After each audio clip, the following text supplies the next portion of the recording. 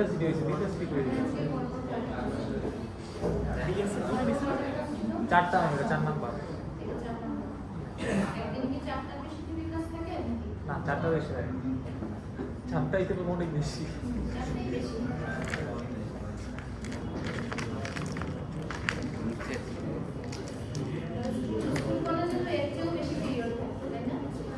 দেন school college তো দেন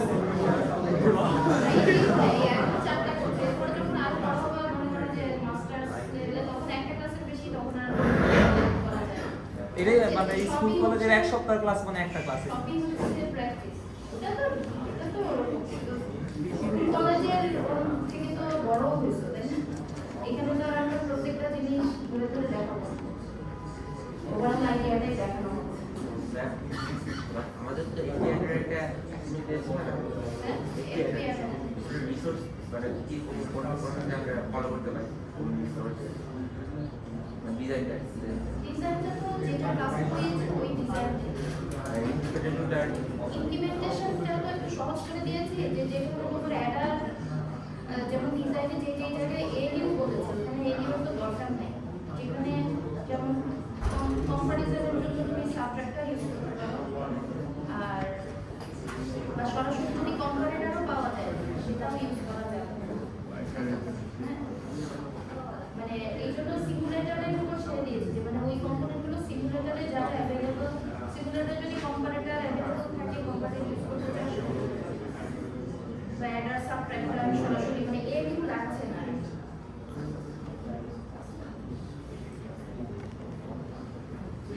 আমরা যেটা করবো যে 16 বিটের জন্য প্রথমেই না করে প্রথমে তো কম বিটের জন্য ডিজাইনটা করতে হবে,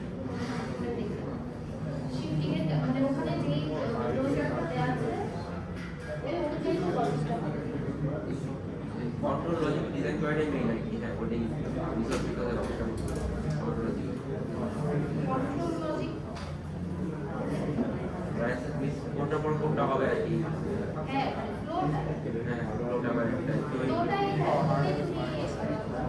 আজকে কি তুমি রিসার্চ মোড়ে তো স্টেপ বাই স্টেপ করবা, তুমি দেখবা যে এজন্য তো বলছি ইন্টারমিডিয়েট স্টেপগুলো ভ্যালুগুলো আমরা দেখতে চাই। তুমি ইনপুট দেওয়ার পরে যে ইনপুটটা নিলা সেটা দেখবা যে শিফট করে শিফটিং এর কাজটা হয়েছে কিনা।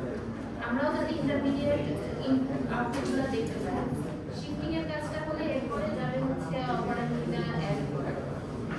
সার্কিটও যখন ডিজাইন করবো ওটাই তো করা উচিত যে স্টেপ বাই স্টেপ তুমি সার্কিটটা কনস্ট্রাক্ট করো, পুরোটা কনস্ট্রাক্ট করে সিমুলেট করতে চাইলে তো অনেক জটিল হবে। তারপর ধরো রাউন্ডিং এর যে লুপটা হবে, প্রথমে তুমি জাস্ট রাউন্ড একবার হবে এইটুকু ধরে তুমি সার্কিটটা ডিজাইন করবে, এরপরে মানে লুপের কাজটা কিভাবে করবা সেটা সেখানে একটা লজিক ইউনিট তোমার বসাতে হবে। এটার জন্য আলাদা কোনো রিসোর্স নাই, এটা হলো সিমুলেটর যে লজিক তোমরা ব্যবহার করো এলিমেন্ট করে আসছো সেটা ব্যবহার করেই করতে হবে, মানে সেটা দিয়ে তুমি জাস্ট যে কন্ট্রোল লজিকটা সেটা ইমপ্লিমেন্ট করবা।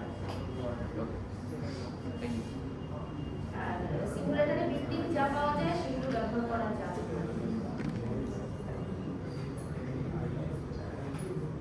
আচ্ছা আমরা পাইপলাইনিং এ ফিরে আসি। আমরা আসলে পাইপলাইনিং করছিলাম,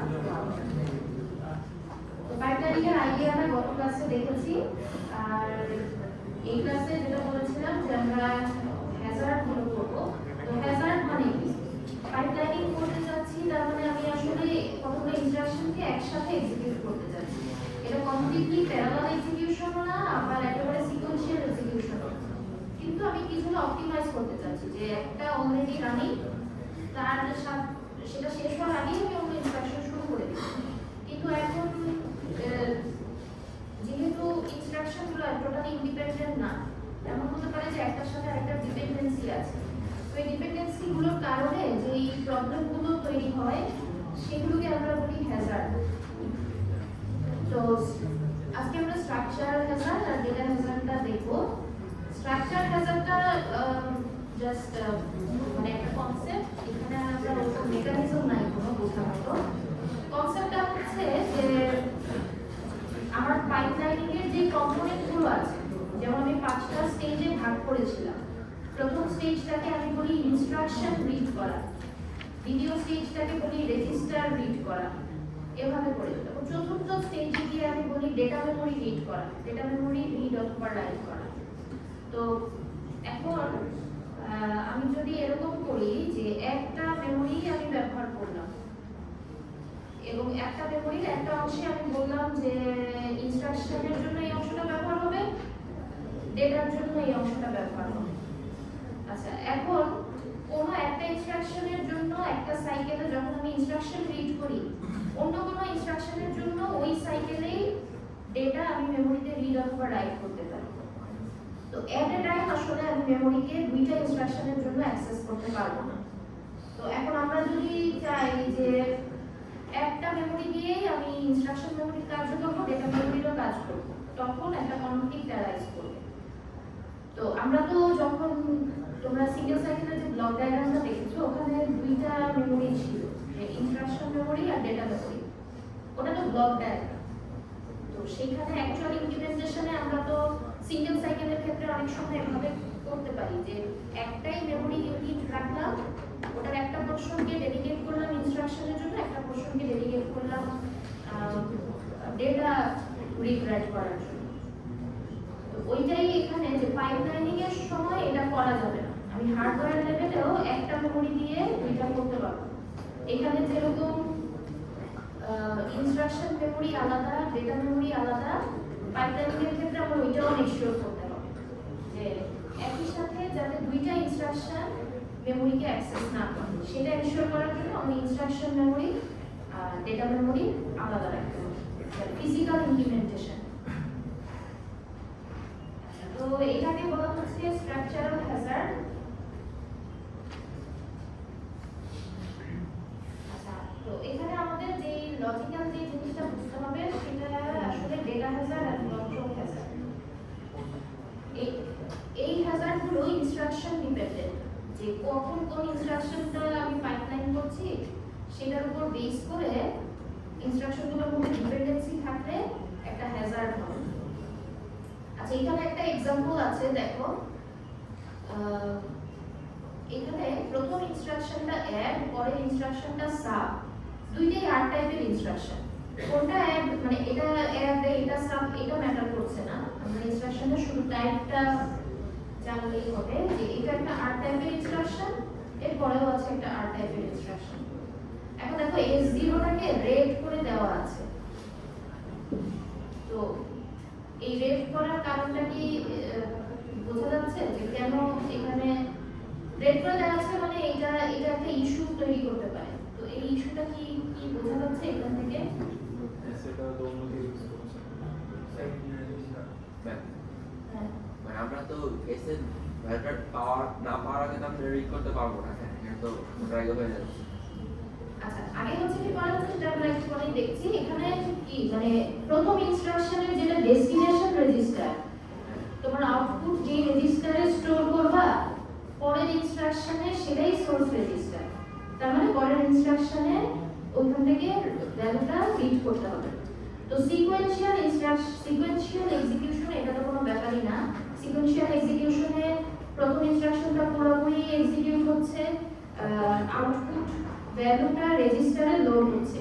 কোন জায়গায় লোড হচ্ছে? এই যে রাইট ব্যাক স্টেজে। তারপরে যদি আমি আরেকটা ইনস্ট্রাকশন শুরু করতাম তাহলে এটা কোনো সমস্যা ছিল না। আচ্ছা, এখানে একটা জিনিস আমি বলি, দেখো এখানে 5টা স্টেজ। পাইপলাইন এক্সিকিউশন যখন করব কিছু কিছু জিনিস আমাদের ফিক্সড রাখতে হবে। এটা হচ্ছে যে স্টেজ কয়টা। তো আমাদের যে টাইপের ইনস্ট্রাকশনগুলো এখান থেকে দেখা যায় যে 5টা স্টেজ, এবং এক একটা স্টেজে ওই পার্টিকুলার কাজটাই করতে হবে। যেমন এখানে এবং প্রতিটা স্টেজ সমান ক্লক সাইকেল ব্যবহার করবে। আচ্ছা, এখানে দেখো যে আর টাইপের ইনস্ট্রাকশন আমাদের মনে হতে পারে যে এখানে তো মেমোরির কাজটা আমরা করি না, তাহলে এখানে 4 নম্বর ক্লক সাইকেলে মানে আর টাইপের এই প্রথম ইনস্ট্রাকশনের রেসপেক্টে যেটা 4 নম্বর ক্লক সাইকেল, ওখানেই আমি রেজিস্টার রাইটের কাজটা করে দেব। হ্যাঁ, তো এটা আসলে করা যাবে না। যখনই আমরা স্টেজ ওয়াইজ চিন্তা করি তখন আমার ডিজাইনের ইউনিফর্মিটির জন্য যেই স্টেজ যখন তখন সেটাই করতে হবে। তার মানে আর টাইপের এই ইনস্ট্রাকশনটা এই ক্লক সাইকেলে কোনো না কোনো কাজ করছে, এই ক্লক সাইকেলে কাজ করছে, এই ক্লক সাইকেলেও কাজ করছে, এই ক্লক সাইকেলে আপাতত দৃষ্টিতে সে কোনো কাজ করছে না। পরে আমরা দেখবো যে সে আসলে এখান থেকে এখানে ডেটা ট্রান্সফার করে, ওই কাজটুকু হয়, কিন্তু তার রাইট ব্যাকটা তার 5 নাম্বার স্টেজেই করতে হবে। সো যখন আমরা পাইপলাইনিং ডিজাইন করি এই জিনিসটা ফিক্স রাখতে হবে। এই জিনিসটাকে আমি যদি ভেরিয়েবল করি ইনস্ট্রাকশন ওয়াইজ তখন আমার ডিজাইনটাই আমি ফিক্স করতে পারবো। সো স্টেজিং এর ডিজাইনটা, কারণ এখানে যে এখন অনেক ডিপেন্ডেন্সির ইস্যু আমরা হ্যান্ডেল করব, হ্যাঁ, তো ডিজাইনটা আমাদের ফিক্সড যে 5টা কাজ 5টা স্টেজেই হবে। এখন তারপরেও দেখা যাবে যে আমাদের অনেক এখন ডিপেন্ডেন্সি ইস্যুস আছে, সেটা কিভাবে করব। এখানে দেখো যে রাইট ব্যাক রেজিস্টার, এখানে রেজিস্টারে রাইট হচ্ছে আর S0 এখানে রিড হচ্ছে, হ্যাঁ। তো পরের ইনস্ট্রাকশনে যদি তার সেকেন্ড সাইকেলে রিড করে তাহলে কি সে S0 এর আপডেটেড ভ্যালুটা পাবে? না, সেটা পাবে না। তো তাহলে আসলে আমরা এটাকে এখানেই দিয়ে দিতে পারছি না। আমাদেরকে আমরা দেখি যে এটাকে একবার শিফট করে কি সুবিধাটা পাওয়া যায়। একবার শিফট করে দিলাম, তার মানে শিফট মানে এখানে মানে কোনো শিফটিং এর কাজ হচ্ছে না। আমি বলতে চাচ্ছি যে ওই ক্লক সাইকেলে আমি কিছু করলাম না, তারপরে ক্লক সাইকেলে এটাকে পাঠিয়ে দিলাম। এভাবে একটা ক্লক সাইকেলে আমি কিছু দিলাম না, এটা হলো তোমরা ডিজাইনে হ্যান্ডেল করতে পারবে যে PC+4 এর ভ্যালুটা আর আপডেট হবে না, হ্যাঁ, সেটাই, বা আপডেটের ভ্যালুটা লোড হবে না, যেটা আগে লোড হওয়া ছিল, অ্যাড করা ছিল ওটাই লোড হবে। সো এই মেকানিজমগুলো পরে আসবে, যে ইমপ্লিমেন্টেশনে কিভাবে এটা ডিল করি সেটা পরে বিষয়। আগে আমরা মেকানিজমগুলো বোঝার চেষ্টা করি। সো তার মানে এখানে একটা ওয়ে আছে যে আমি ওই ক্লক সাইকেলেই দিলাম না, তারপরে ক্লক সাইকেলে পরের ইনস্ট্রাকশনটা শুরু করলাম। আচ্ছা, তো এখনো কি সলভ করতে পারবো কিনা? এখনো তো হচ্ছে না, তাই না? কারণ WP তে ভ্যালুটা লোড হবে ওই জায়গায়, আর এখানে S0 ভ্যালুটা রিড হচ্ছে তার আগের ক্লক সাইকেল। আবার এখানেও যদি আমি এই ক্লক সাইকেলটাও চিন্তা করি, WP তে এই ক্লক সাইকেলটা শুরু হওয়ার পরে প্রথম হাফ সাইকেলে WP তে লোড হচ্ছে, আর এখানে ALU এর এক্সিকিউশন শুরু হচ্ছে এই ক্লক সাইকেল শুরু হওয়ার সাথে সাথে। আচ্ছা, তাহলে আরো একটা ইনস্ট্রাকশন আমরা ফাঁকা দিতে পারি, আর একটা ক্লক সাইকেল ফাঁকা দিলে এখন মোটামুটি অ্যালাইন হয়ে গেছে। এবং এইখানে একটা ব্যাপার, এই যে আমি শেডিং এর জিনিসটা বলেছিলাম, যে শেডিং এর রিজনটা আমাদের বুঝতে হবে, আমরা আকাশ সময় না দিলেও হবে, কিন্তু শেডিং এর রিজনটা এখানে মানে কেন এটা আমাদেরকে হেল্প করছে সেটা দেখো। যে এই ক্লক সাইকেলটা যখন শুরু হয়, রেজিস্টারে রাইট হয় হচ্ছে ফার্স্ট হাফ সাইকেল আর রিড হয় হচ্ছে সেকেন্ড হাফ সাইকেল। এভাবে করে করলে আমরা ওই পার্টিকুলার একটা সাইকেলেই আসলে S0 যখন রাইট হচ্ছে রেজিস্টারে, ওই ক্লক সাইকেলেই S0 টা রিড করলে ওই ক্লক সাইকেলের এন্ডে আমরা এটার কারেক্ট ভ্যালুটা পাবো। আচ্ছা, তো এই অ্যাজাম্পশনটা আমাদের ইমপ্লিমেন্টেশনে করতে হয়, মানে এই অ্যাজাম্পশনের উপর বেস করে আমাদের ডিজাইনটা করতে হবে। নাইলে এইটুকু অপটিমাইজেশনের কারণে আমাদের কিন্তু একটা ক্লক সাইকেল সেভ হয়ে যায়। এবং রিড যদি আমি ফার্স্ট হাফে করতাম, রাইট যদি সেকেন্ড হাফে করতাম, তখন আমার এই ডিপেন্ডেন্সিটা সলভ করার জন্য আমার আরো একটা ক্লক সাইকেল বাদ দিতে হবে। তো এই অ্যাজাম্পশনের উপর আমরা ডিজাইনটা করি। আর এটা কিভাবে এনশিওর করি যে এটা হবে, এটা হচ্ছে যে যখন হার্ডওয়্যার লেভেলে ইমপ্লিমেন্ট করা হয় তখন এটা দেখতে হয় যে যদি পজিটিভ ক্লক সাইকেল হয়, মানে 0 থেকে 1 যেই ক্লক পালস, তাহলে আমার এরকম রেজিস্টার চুজ করতে হবে, মানে ম্যানুফ্যাকচারাররাই সেরকম রেজিস্টারই প্রোভাইড করবে মনে করো প্রসেসর ডিজাইনের সময়, যেটা 0 থেকে 1 যখন হয় তখন রাইটের কাজটা হয়, আর রিডের কাজটা যখন সেকেন্ড হাফ সাইকেল যখন 1 থেকে 0। তো এখানে তোমার ডিজাইনের ক্লক সাইকেল কিরকম সেটার উপর ডিপেন্ড করবে। এটা যদি পজিটিভ ক্লক সাইকেল হয় তাহলে রেজিস্টারের ডিজাইনটাও সেরকম হতে হবে।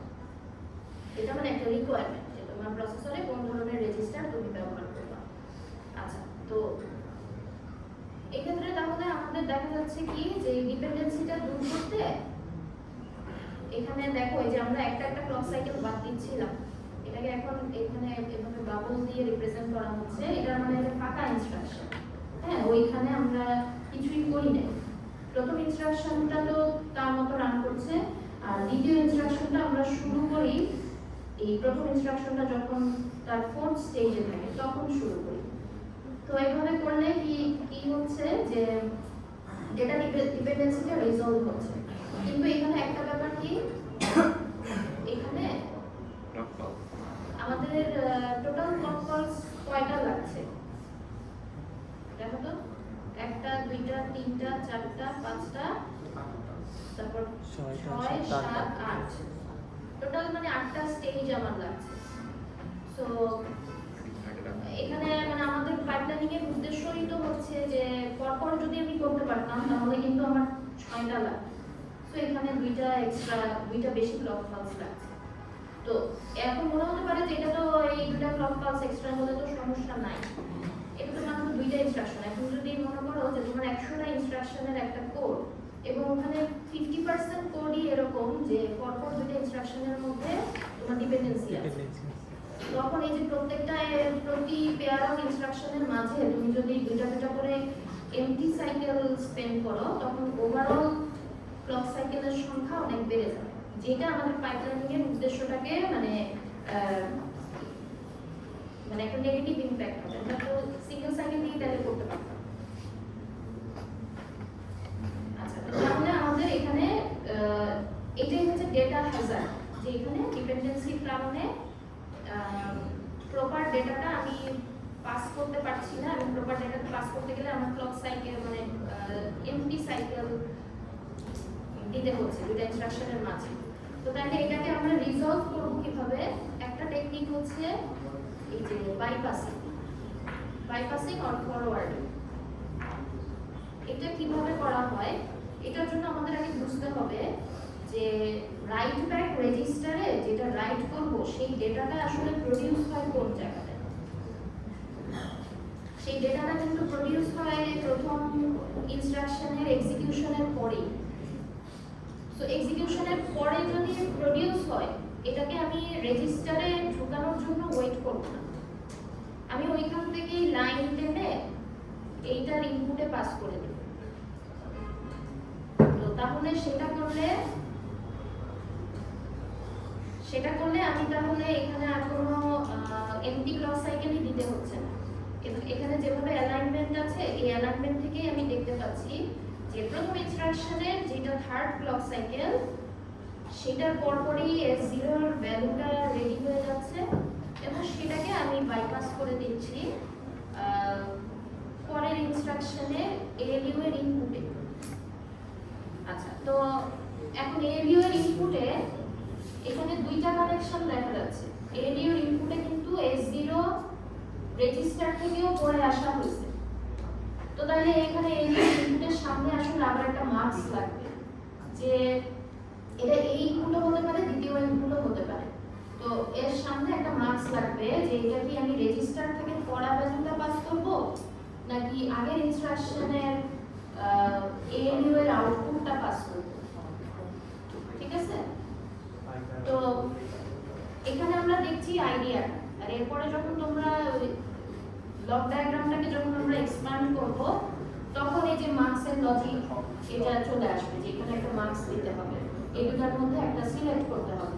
এখন এই সিলেক্টর মানে মার্কসের সিলেক্টরটা তাহলে কি হবে, সিলেক্টরের জন্য তাহলে কি আমার একটা কন্ট্রোল সিগন্যাল লাগবে। তো বেসিক্যালি এইখানে আমার একটা কন্ট্রোল ইউনিট আর আলাদা একটা কন্ট্রোল ইউনিট লাগবে, যেটা রান টাইমে ডিটেক্ট করবে যে এখন যে ইনস্ট্রাকশনটা আমি শুরু করব সেটা কি আগের ইনস্ট্রাকশনের সাথে কোনো ডিপেন্ডেন্সি আছে কিনা।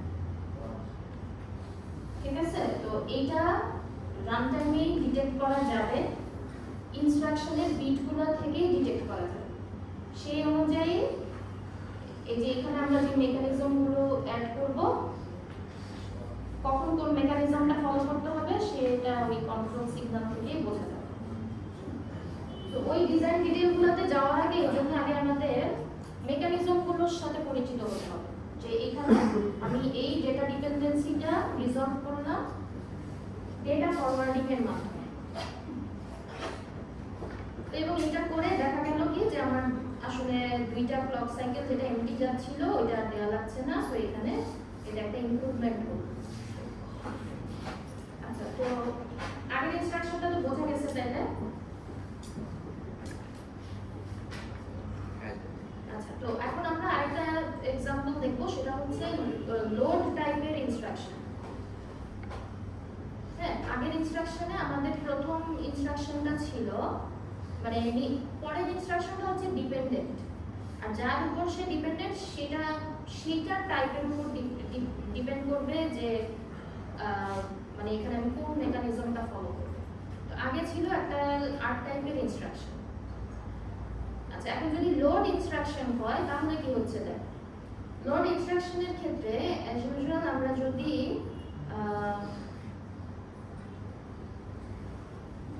দেখি যে মানে দুইটা বাবল দিয়ে সেটা আমরা ঠিকই কিন্তু করতে পারছি। হ্যাঁ, এখানে দুইটা বাবল দিলে আগের মতোই, তখন আর মানে এটা লোড নাকি আর টাইপ সেটা ম্যাটার করছে না। দুইটা বাবল দিলে আমি এটা রেজিস্টারের সাথে যখন রেজিস্টারের ডিপেন্ডেন্সি, তখন আসলে দুইটা ইনস্ট্রাকশনের মধ্যে দুইটা বাবল দিলেই হচ্ছে, কারণ তখন রাইট ব্যাক আর আইডি এই দুটো অ্যালাইন হয়ে যায়।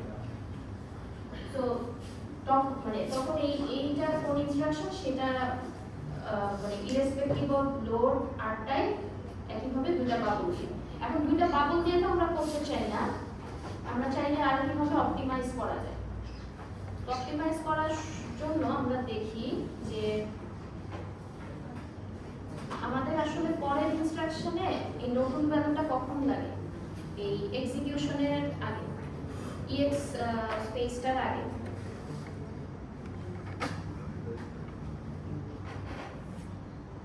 আচ্ছা, তো এখন আর্ট টাইপে কি হয়? আর্ট টাইপে দেখো তো, আমি যদি পরপর এখন ইনস্ট্রাকশনটা শুরু করি, আর্ট টাইপে যেটা আমি করতে পেরেছি, আর্ট টাইপে ভ্যালুটা রেডি হয় এই জায়গাতে, আর ভ্যালুটা আমার দরকার এই জায়গাতে। তাহলে মানে এখানে তো তাহলে অ্যালাইনমেন্টটা ঠিকই আছে, যে একটা মানে পরপর ক্লক সাইকেলে আমি দুটো ইনস্ট্রাকশন শুরু করে দিতে পারি। আচ্ছা, কিন্তু লোডের ক্ষেত্রে যেই ভ্যালুটা আমার এখানে দরকার সেটা রেডি হয় হচ্ছে 4 নাম্বার স্টেজে। তো 4 নাম্বার স্টেজে 4 নাম্বার স্টেজ বলে প্রথম ইনস্ট্রাকশনের রেসপেক্টে 4 নাম্বার ক্লক, তো 4 নাম্বার ক্লকে তৈরি হয়, আর পরের ইনস্ট্রাকশনের জন্য ওই ক্লক সাইকেলের শুরুতেই আমার এটা দরকার। তো তাহলে এটা হচ্ছে না, এটা এভাবে করে আমাদের মানে পরপর শুরু করে দিলে লোডের ডিপেন্ডেন্সিটা রিজলভ করা যাচ্ছে না। তো এই ক্ষেত্রে ফরওয়ার্ডিং এর জন্য অ্যাট লিস্ট একটা এমটি ক্লক সাইকেল দিতে হবে। তো একটা এমটি ক্লক সাইকেল দিলে এখন আমরা ফরওয়ার্ডিং করব, মানে এখন আর রেজিস্টার রাইটের জন্য অপেক্ষা করব না, ডেটা মেমরি থেকে যেটা রিড করা হয়েছিল সেটাই বাইপাস করে দেব এএলইউ এর ইনপুটে। তো এএলইউ এর ইনপুটে তাহলে দেখা যাচ্ছে যে একটা মার্কস লাগবে, প্রথম ইনপুট হোক দ্বিতীয় ইনপুট হোক, একটা মার্কস লাগবে আমাদের সিলেক্ট করতে হবে যে এটা কি রেজিস্টার ফাইল থেকে আসা ভ্যালুটা নিব নাকি আগের ইনস্ট্রাকশনের ইএক্স ইউনিট থেকে আসা ভ্যালুটা নিব নাকি আগের ইনস্ট্রাকশনের মেমরি থেকে আসা ভ্যালুটা নিব। তো তাহলে অলরেডি মানে এখানে তিনটা ইনপুটের অপশন, সেটা কোনটা নিব এটা কন্ট্রোল বিট দিয়ে সিলেক্টেড হবে। আর কন্ট্রোল বিটকে কন্ট্রোল করার জন্য মানে আমাদের এখানে একটা ইউনিট লাগবে, যেটা হলো এই যে ইনস্ট্রাকশনগুলোর মধ্যে ডিপেন্ডেন্সি আছে নাকি, কোন টাইপের ডিপেন্ডেন্সি এটা ডিটারমিন করবে। আচ্ছা, তো তাহলে দেখা যাচ্ছে যে লোড ইউজ ডেটা হ্যাজার্ড যেটা বলি, মানে আগের ইনস্ট্রাকশনটা লোড, সেই ক্ষেত্রে একটা ক্লক সাইকেল এক্সট্রা লাগছে। আচ্ছা, তো তাহলে আমরা সোফার দেখলাম যে ডেটা ফরওয়ার্ডিং এর মাধ্যমে আমরা ক্লক সাইকেল কমাতে পারি।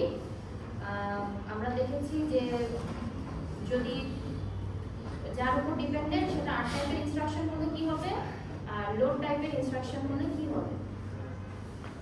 আচ্ছা এই দুটো এই সলিউশনগুলো রান টাইমেই আসছে, ফরওয়ার্ডিং এর সলিউশনগুলো রান টাইমেই আমাদের করতে হবে। আচ্ছা আরেক ধরনের ওয়ে আছে অপটিমাইজ করা, পাইপলাইনিং এক্সিকিউশনকে অপটিমাইজ করা, সেটা হলো যে কোডের রিস্ট্রাকচারিং। এটা এক্সিকিউশন শুরু হওয়ার আগেই করতে হবে। এক্সিকিউশন শুরু হওয়ার আগে আমি যদি এমনভাবে রিস্ট্রাকচারিং, আমি যদি আগে থেকে ডিটেক্ট করতে পারি যে এখানে তো ডেটা হ্যাজার্ড হবে, সো এখানে তো স্টল, আমার সার্কিটের ডিজাইন অনুযায়ী এখানে একটা স্টল দিতেই হবে। আচ্ছা স্টল, এই যে এখানে বাবল যেগুলোকে বলছিলাম ওগুলোকে স্টল বলে। তো এখন আমি যদি আগে থেকে আমার কোডটাকে অ্যাসেস করে বলতে পারি যে এখানে তো স্টল দিতেই হবে, তাহলে কোনোভাবে কোডটাকে রিঅর্গানাইজ করা যায় কিনা যাতে এই স্টলটা আমি অ্যাভয়েড করতে পারি। আচ্ছা তাহলে আমরা এখন এই এক্সাম্পলটা স্টেপ বাই স্টেপ দেখবো যে কি হচ্ছে। এখানে এই এক্সাম্পলে কি দেওয়া আছে হলো যে একটা সি কোড দেওয়া, a equal to b plus e, c equal to b plus f। আচ্ছা তো কোডটা, এটার করেসপন্ডিং কোডটা এখানে দেওয়া আছে। তো b আর e দুটো মেমরি লোকেশনে থাকবে, ধরো এটাও বলা আছে, আর f এর মেমরি লোকেশনও দেওয়া আছে। অ্যাড করার পরে a আর c কে মেমরি কোড লোকেশনে স্টোর করতে হবে সেটাও বলা আছে। এখন ধরো তুমি একটা সিকোয়েন্স ডিজাইন করলে এরকম, যেখানে প্রথমে b কে রিড করবা, e কে রিড করবা, তারপর দুটাকে অ্যাড করবা, দুটাকে অ্যাড করে তারপরে এই দুটার ভ্যালু a তে স্টোর করবা। আচ্ছা তাহলে সিমিলারলি এখানে b এর ভ্যালুটা অলরেডি রিড করা আছে, f কে রিড করবা এই লাইনটাতে, তারপর দুটাকে অ্যাড করবা, অ্যাড করে ফাইনালি রেজাল্টটা এই c এর মেমরি অ্যাড্রেসে স্টোর করবা। আচ্ছা এখানে এই যে এখানে বলা হচ্ছে 13টা ক্লক সাইকেল লাগে। এটা আমরা দেখব যেটা আমরা কিভাবে বের করব। আচ্ছা এমনি কোডটা দেখে আমরা ডিপেন্ডেন্সি গুলো বের করতে পারি কিনা দেখি। ডিপেন্ডেন্সি গুলো তো আসলে আর টাইপ ইনস্ট্রাকশনই ডিপেন্ডেন্ট হয়, আর টাইপ ইনস্ট্রাকশন গুলোকে দেখতে হবে। এখানে দেখো আর টাইপ ইনস্ট্রাকশনে 3 নাম্বার, আমরা প্রথম তিনটা ইনস্ট্রাকশনকে দেখি। প্রথম তিনটা ইনস্ট্রাকশনে T1 আর T2 এই দুইটাই আসছে কোথা থেকে, আগের দুইটা লোড ইনস্ট্রাকশন থেকে। আচ্ছা এখানে T1 টাকে রেড দিয়ে মার্ক করা হয় নাই, T2 টাকে মার্ক করা হয়েছে, এটা কেন বলতে পারো? কারণ দুইটা তো চলে গেছে, দুইটা মানে এর সাথে প্রথম এর তো মধ্যে ইয়া আছে, বাবল আছে। হ্যাঁ আচ্ছা এখানে আমাদের অলরেডি মনে করো এটাও ইনফরমেশন দেয়া আছে যে ফরওয়ার্ডিং করা যাবে, ফরওয়ার্ডিং মেকানিজম অ্যাভেইলেবল। ঠিক আছে, ফরওয়ার্ডিং মেকানিজম অ্যাভেইলেবল না থাকলে আবার একটা লোড আর তার করেসপন্ডিং ডিপেন্ডেন্ট ইনস্ট্রাকশনের মধ্যে দুইটা ক্লক সাইকেল আবার লাগবে। আর যদি ফরওয়ার্ডিং অ্যাভেইলেবল থাকে একটা লোড তার ডিপেন্ডেন্ট ইনস্ট্রাকশনের মধ্যে একটা ক্লক সাইকেল লাগবে।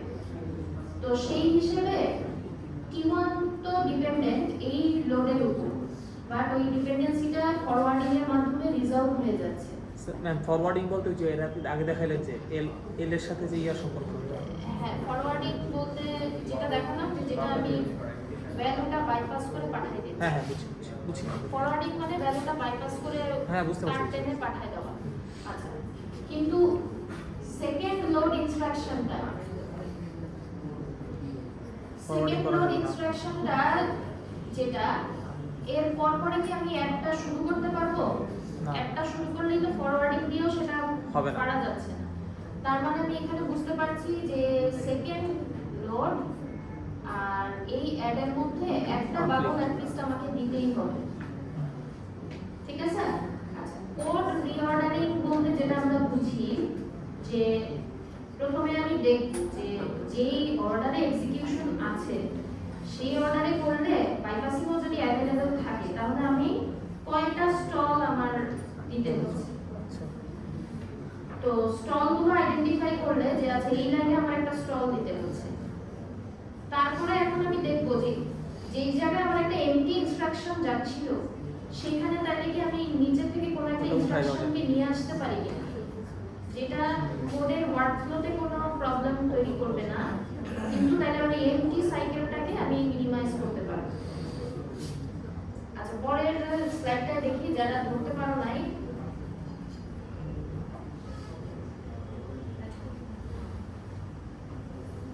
আচ্ছা এখানে দেখো যে এখানে 1 বাই 1 করে ইনস্ট্রাকশন গুলো পাইপলাইনটা আঁকা হচ্ছে, হ্যাঁ? এবং এই যে ব্ল্যাক লাইনটা এটা হচ্ছে ফরওয়ার্ডিং এর লাইন, যে প্রথম ইনস্ট্রাকশনটা এখানে আছে, দ্বিতীয় লোডটা এই লাইনে, আর অ্যাড ইনস্ট্রাকশনটা আমি শুরু করেছি এখানে। অ্যাড ইনস্ট্রাকশন শুরু করার পরে এটার একটা ইনপুট আসবে এই যে এই মেমরি থেকে, বা এটা আসলে ফরওয়ার্ডিংও লাগছে না, এটা আসলে আমার এখানে রাইট ব্যাক রেজিস্টারে লোড হয়েই গিয়েছে, তো সেখান থেকে আমি পেয়ে যাচ্ছি। আর এই এমটি সাইকেলটা আমার দেওয়া লাগছে এই ফরওয়ার্ডিংটা করার জন্য, এই মেমরি থেকে আউটপুটটা সরাসরি এই ইনপুটে দিতে আমার অ্যাটলিস্ট একটা ক্লক সাইকেল লাগছে। আচ্ছা তো তাহলে এটা এখন আমি যদি সবগুলো এই যে এভাবে করে আঁকি, আঁকার পরে দেখা যাচ্ছে যে এখানে 13টা ক্লক সাইকেল লাগে।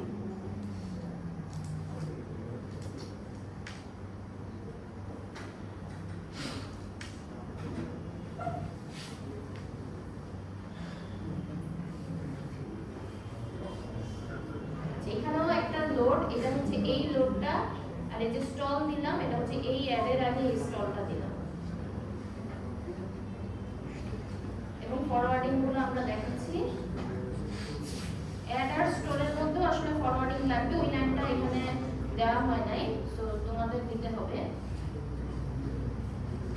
আচ্ছা এই পর্যন্ত কি বোঝা গেছে কি কি করা হচ্ছে? কোডটার মধ্যে স্টল লাগবে বলেন, অ্যাড আর কিসের মধ্যে? অ্যাড আর স্টোরের মধ্যে একটা স্টল লাগবে, ফরওয়ার্ডিং লাগবে, স্টল না, ফরওয়ার্ডিং। ফরওয়ার্ডিং থাকলে সেই লাইনটা দিতে হবে, আর ফরওয়ার্ডিং মেকানিজম না থাকলে স্টল দিতে হবে। মানে এখানে ফরওয়ার্ডিং হবে এই জায়গার EX থেকে নিচেরটা ডাইরেক্ট, তাই তো? অ্যাড আর অ্যাডটা যেটা আমি মেমোরিতে রাইট করি সেই লাইনটা দিতে হবে। এখান থেকে হ্যাঁ এখানে জাস্ট আইডিয়াটা বোঝানোর জন্য সবগুলো ফরওয়ার্ডিং লাইন দেওয়া হয়। আচ্ছা এখন তোমাদেরকে একটা জিনিস বলি, বাকি কোডের স্ট্রাকচারিং ধরো করা হোক আর না হোক, হ্যাঁ কোডের রিঅর্ডারিং, তোমাদেরকে এরকম কোড দেওয়া থাকবে, সি কোডও বলা থাকতে পারে, অথবা সি কোড বলা থাকলে সি কোডের কারেসপন্ডিং এই কোডটা লিখতে হবে, মেশিন কোডটা। আমাদের ধরো মেশিন কোডটাই দেওয়া আছে, হ্যাঁ সো মেশিন কোডটা দেওয়া আছে এবং তোমাকে বলা থাকবে যে ফরওয়ার্ডিং অ্যাভেলেবল কি অ্যাভেলেবল না। ফরওয়ার্ডিং অ্যাভেলেবল হলে তাহলে যেমন তুমি জানো যে এখানে হয়তো স্টল লাগবে না, কিন্তু ফরওয়ার্ডিং অ্যাভেলেবল না হলে তখন ডিপেন্ডেন্ট ইনস্ট্রাকশনের মধ্যে যে কয়টা স্টল দেওয়া লাগে সেই কয়টা স্টল দিতে হবে। যেমন এখানে লোড, প্রথম দুইটা লোড আর অ্যাড এর মধ্যে এটা আনটাইপ ইনস্ট্রাকশন, এটা লোড টাইপের ইনস্ট্রাকশন, সো এই দুইটার মাধ্যমে এখানে মধ্যে আমাদের একটা স্টপ দিতে হবে। সো এইভাবে করে এক্সিকিউশন পাইপলাইনটা ড্র করতে হবে, ঠিক আছে? আচ্ছা ড্রয়িং এর ক্ষেত্রে আরেকটা জিনিস যে তোমাদেরকে যখনই ড্র করতে বলা হয় একটা জিনিস হচ্ছে যে প্রথমত ইনস্ট্রাকশন গুলোর এগেইনস্টে লিখবা, যে এটা কোন ইনস্ট্রাকশন লিখবা, তার পাশে পাইপলাইনটা ড্র করবা, হ্যাঁ এবং এখানে ভিতরে লিখতে হবে যেটা আইএফ, এটা আইডি, এরকম করে লিখতে হবে। আচ্ছা তো এখন পরের ইনস্ট্রাকশন আমার এই জায়গায় শুরু হবে, যদি স্টল না থাকে তাহলে এই জায়গায় শুরু হবে। তোমাদেরকে যখন আঁকতে দেই দেখা যায় এরকম হয়ে যায়। আচ্ছা, এটা তো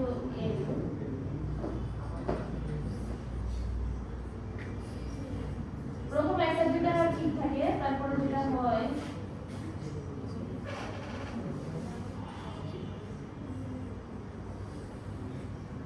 এখানে কি কোনো অ্যালাইনমেন্ট বোঝা যাচ্ছে? না, বুঝতে পারছি, বোঝা যাচ্ছে। কিন্তু এটা মানে খুব দেখা যায় একটা ফ্রিকোয়েন্টলি হয়, হ্যাঁ, অনেকেই সেটা করে। যেমন তোমাকে আঁকতে দেওয়া হয়েছে বলতে এটা তো কোনো মানে ফ্রি হ্যান্ড ড্রয়িং, এখানে তোমাকে বলা হয় যে এক্সিকিউশন পাইপলাইনটা আঁকো। তখন তুমি চাইলে কিছু তুমি পেন্সিল দিয়ে আগে দাগ দিয়ে নিতে পারো, যে এরকম তোমার এগুলো হচ্ছে ক্লক সাইকেল, এগুলো করে আর দিয়ে নিলে তাহলে তোমার নিজেরও আঁকতে সুবিধা হবে। হ্যাঁ, তো এক্সিকিউশন পাইপলাইন আঁকতে বললে তাহলে যেই কোডটা দেয়া আছে সেই কোডের প্রতিটা লাইনের কারেসপন্ডিং এভাবে করে আঁকতে হবে। এবং এটা বলে দেওয়ার কথা না, তারপরেও মানে যদি তোমাদের এই যে পোর্ট্রেটে জায়গা না হয় তখন তোমরা ল্যান্ডস্কেপে করে নিয়ে আঁকবে। তারপরেও এই যে ইনস্ট্রাকশনগুলো পাশে লিখতে হবে এন্ড সাথে এক্সিকিউশনটা আঁকতে হবে। কোশ্চেনে তো বলা থাকবে বাইপাসিং আছে নাকি নাই বা ফরওয়ার্ডিং আছে। হ্যাঁ, এটা বলা থাকে যে নাইলে তো এটা বলা না থাকলে তোমার তো দুইটার জন্য বাইপাসিং থাকলে একরকম মানে ডিজাইনটা একরকম হবে, ডিজাইন বলতে এক্সিকিউশনটা একরকম হবে, না থাকলে এখন আর বাইপাসিং না থাকলে তো তখন আবার স্টল দিতে হবে। হ্যাঁ, তো এখানে যেমন স্টল দিয়েছে, স্টল গুলো তোমার যেই ক্লক সাইকেল বরাবরই দিতে হবে। আচ্ছা, তো এটা গেল একটা যে এরকম কোশ্চেন তোমাদের দেখবা ট্রাম ফাইনালে আসে প্রতিবারই, যে একটা কোড সিকোয়েন্স দেয়া আছে, বলা হলো যে এটার এক্সিকিউশন পাইপলাইনটা আঁকো এবং টোটাল কতটা ক্লক সাইকেল লাগবে সেটা দেখাও। সো সেটা তো এবং বলা থাকবে যে এখানে কি অ্যাজিউম করো যে ফরওয়ার্ডিং অ্যাভেইলেবল অথবা ফরওয়ার্ডিং অ্যাভেইলেবল না, এটা বলা থাকবে। আচ্ছা, তো তারপরে এখন কোড রিস্ট্রাকচারিংটা কিরকম, এরপর বলা হবে যে এই কোডটাকে এখন তুমি রিস্ট্রাকচার করো। তো রিস্ট্রাকচার করার সময় যেটা উদ্দেশ্য সেটা হচ্ছে যে ওই যে আমার অ্যাকচুয়াল এক্সিকিউশনে যেই জায়গায় স্টল ছিল ওই স্টলগুলোকে আমি এখন এলিমিনেট করতে পারি না। মানে ওটা তো ফাঁকা ইনস্ট্রাকশন না হয়ে আমার ইনস্ট্রাকশন সেটের মধ্যে কোনো একটাকে আমি ওই জায়গায় দিয়ে দিতে পারি কিনা, যাতে আমার লজিকেও পরিবর্তন হলো না আর ওটা ফাঁকা ইনস্ট্রাকশন হলো না। তো সেই ক্ষেত্রে যেমন এই পার্টিকুলার এক্সাম্পলটাকে দেখলে যে এখানে যে লোডটা আছে এটাকে আমরা যদি 3 নম্বরে দিয়ে দেই তখন দেখো যে স্টলটা তো আসছিল এই লোডের জন্য, এই অ্যাডের জন্য। তো এই অ্যাড যার উপর ডিপেন্ডেন্ট সেকেন্ড লোডটা, এই দুটার মাঝখানে একটা স্টল লাগতো বাইপাসিং করে করতে গেল। তো এখন ওই স্টলটা একটা ইনস্ট্রাকশন দিয়ে রিপ্লেস হয়ে যাচ্ছে। আবার এই লোডের কাজ মানে এই লোডের উপর ডিপেন্ডেন্ট হচ্ছে এই অ্যাড, তো এদের মধ্যে তো অলরেডি এখন দুইটা ইনস্ট্রাকশন আছে। সো এইভাবে যদি আমরা করি তাহলে আগের এক্সিকিউশনের দুইটা স্টল কমে যাবে এবং এখন 11 ক্লক সাইকেল লাগবে। সো এটা করার জন্য এই যে তোমাদের যে কত ক্লক সাইকেল লাগবে এটার জন্য আসলে এক্সিকিউশন পাইপলাইনটা এভাবে কারেক্ট ওয়েতে আঁকতে হবে, তাহলে সংখ্যাটা ভুল হয়ে যায়।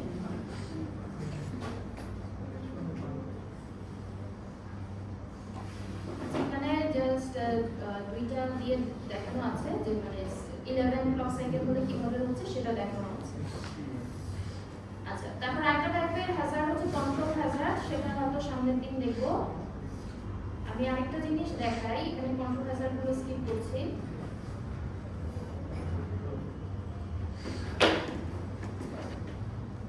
সেটা হচ্ছে যে এটা তো আমাদের মেইন সিঙ্গেল সাইকেলের ডেটা পার্টটা ছিল, এখন এটাকে আমাদের পাইপলাইনিং এর জন্য রেডি করতে হবে। তো পাইপলাইনিং এর জন্য আমরা যেটা বলেছিলাম যে একটা ইনস্ট্রাকশনে প্রথম স্টেজে যা আছে সেইটা তো ক্যারি করতে হবে তারপরের স্টেজগুলোর জন্য। কারণ আরেকটা ক্লক সাইকেল আসলে তো এই যে ইনস্ট্রাকশন বিটগুলোই চেঞ্জ হয়ে যাবে। তো সেটা করার জন্য বলেছিলাম যে আমরা যে স্টেজিংটা করব এটা প্রত্যেকটা আসলে দুইটা স্টেজের মাঝখানে একটা স্টেজিং রেজিস্টার লাগবে, যে হচ্ছে ওই ভ্যালুটাকে পাস করতে থাকে। যেমন এখানে আমি যদি একটা ইনস্ট্রাকশনের পার্সপেক্টিভ থেকেই দেখি, প্রথম ইনস্ট্রাকশনের ইনস্ট্রাকশন বিটগুলো রিড করার পরে এগুলো এখানে এই লাইনগুলোতে আসলো, এই রেজিস্টারের ইনপুট লাইনে বসে থাকলো। যখন আরেকটা ক্লক পালস আসবে তখন কিন্তু এই যে পিসিতে নতুন ভ্যালু চলে আসতেছে, কিন্তু বাই দ্যাট টাইম এই যে আগের ইনস্ট্রাকশনের যে বিটগুলা সেটা এই RFID রেজিস্টারে লোড হয়ে গিয়েছে। তো তাহলে আগের ইনস্ট্রাকশনের যে সেকেন্ড স্টেজের কাজটা হবে, তারা এই রেজিস্টার থেকে এই ডেটাগুলো নিয়ে কাজ করবে। তো এই কারণে আমার প্রতি দুইটা স্টেজের মাঝখানে এরকম রেজিস্টার বসাতে হবে। তো ফার্স্ট দুইটা স্টেজের মাঝখানে রেজিস্টারের নাম হচ্ছে IFID, পরেরটা হচ্ছে IDEX, মানে দুইটা রেজিস্টার, এই রেজিস্টারগুলোর নামটাই এটা। দুইটা স্টেজের মানে মিলে নামটা। আর এখানে যেমন মেমোরি রাইট ব্যাক স্টেজটা এখানে আলাদা করে দেখানো যায় না। রাইট ব্যাকটা আসলে আমরা রেজিস্টার ফাইলেই করি। আমরা যদি আরেকটা রেজিস্টার ফাইল রাখতে পারতাম এখানে তাহলে দেখানো, কিন্তু এটা তো সেম রেজিস্টার ফাইল, এখানে জাস্ট আমরা রাইটের কাজটা করি, কিন্তু এটা আসলে ফিফথ স্টেজে হচ্ছে। তো এখন এই রেজিস্টারগুলোতে আসলে কত, রেজিস্টারগুলোর সাইজ কত হবে সেটার জন্য আমাদের বুঝতে হবে যে এখানে আমরা কি ডেটা পাস করি। তো যেমন প্রথমটাতে আমি এখানে 32 বিট, এখানে 32 বিট পাস করি, তাই এটা হচ্ছে 64 বিট। পরেরটাতে এই যে PC+4 এটা আমি ক্যারি আউট করি, তো PC+4টা আমি এই যে থার্ড স্টেজে গিয়ে ব্রাঞ্চের জন্য হোক এই স্টেজে গিয়ে আমি হলো এটা অ্যাড করি। তো তাহলে এটাকে আমার ক্যারি করতে হবে, পরের রেজিস্টারেও পাস করতে হবে। তো সেই সাথে এখানে আবার এই রেজিস্টারের ভ্যালুগুলো এগুলোও পাস করতে হবে, এখানে সাইন ইনস্ট্যান্টের যে ভ্যালু সেটাও পাস করতে হবে। তো এভাবে করে দেখলে দেখা যায় যে আমার কোন রেজিস্টারে মিনিমাম কতটুকু পাস করতে হবে। এখানে উপরে একটা জিনিস লেখা আছে যে we may need to update the sizes as we proceed। আচ্ছা, এগুলো হচ্ছে সব ডেটা লাইন। তো ডেটা লাইন এগুলো আসলে আমার পাস করতেই হবে, সাথে আরো অনেক বিট আসলে পাস করতে হবে, সেইভাবে তখন এই রেজিস্টারের সাইজটা আরো বাড়বে। যেমন এখানে তো আমরা কন্ট্রোলটা দেখতে পাচ্ছি, কন্ট্রোল সিগন্যালগুলোও কিন্তু পাস করতে হবে। তো সেইভাবে করে প্রত্যেকটা রেজিস্টারের বিট সংখ্যা আরো বাড়বে।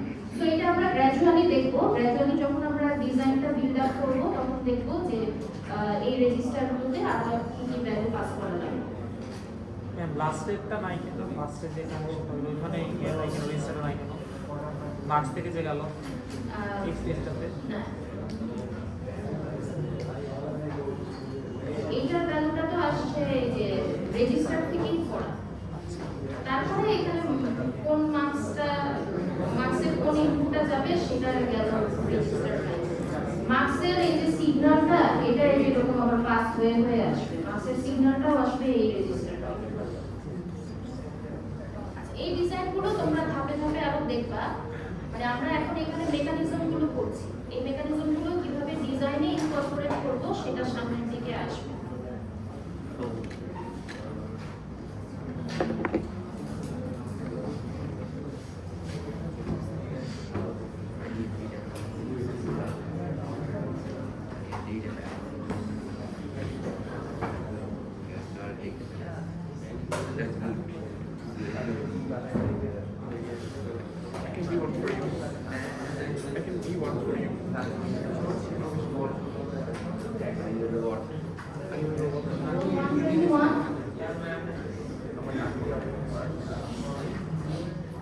One, two,